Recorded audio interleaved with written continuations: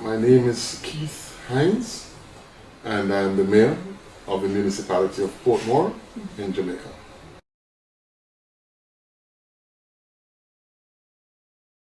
The city is one of the vulnerable cities in the island of Jamaica because it has this vast population, but it's also a city that is on par with the sea level. So there is no great difficulty if you had perhaps a tsunami for the city to be overrun with water. We are right along the Caribbean Sea. We're actually surrounded to a great extent by the Caribbean Sea. So once we have a hurricane, the disasters become, very apparent in short order. In the city of Portmore, we have the largest network of stormwater drains in the entire island. And we also have the largest concentration of citizens. If we were to have any kind of disaster of what happened in Japan, in the city, it would be a great devastation.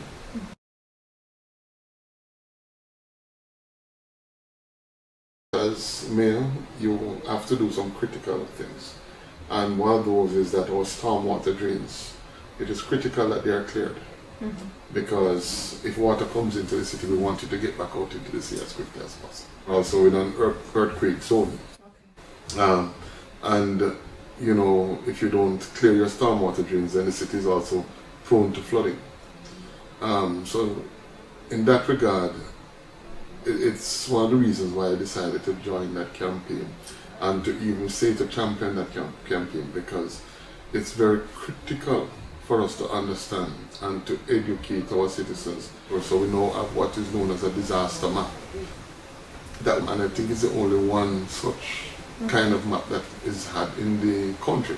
Yeah? So that map now informs the police officers where are the various location evacuation centers and so on.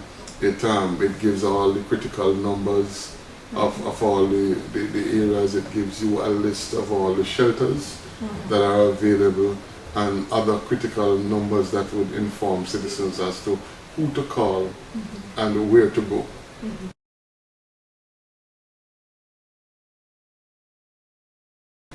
Some of the initiatives that I have started, has been minuscule. Probably less than $200,000 US. Well, way less than I can imagine. So you can imagine that the needs are great, but the resources are scarce. The city is surrounded by water, and it is on par sea level, and land is on par. In my own thinking, and I'm not technical in this thinking, but just mere common sense, I would like to install maybe what is known in the US as a levee, 3 or 4 of what we call excavators that would clear our stormwater drains, and that would be owned by the city itself. How much these things cost? It's not a great deal of money. And so while people are trying to spend billions, maybe a couple of $1 million would be an effective tool if spent in the proper way. International donor organizations would be dealing with national governments. But the truth of the matter is that disaster is usually not national. It's usually local. It's local to to where it happens. It's local to who has to deal with the immediate responses. But you are never in possession of the kind of resources that is needed to immediately impact and to get the citizen's life back on track. The truth of the matter is the funds usually comes from hard-working taxpayers all over the world. And these hard-working taxpayers would be happy to hear of an immediate success story. And I'm saying for that immediate success story, let us try things differently. Let us see if we can target the local authorities.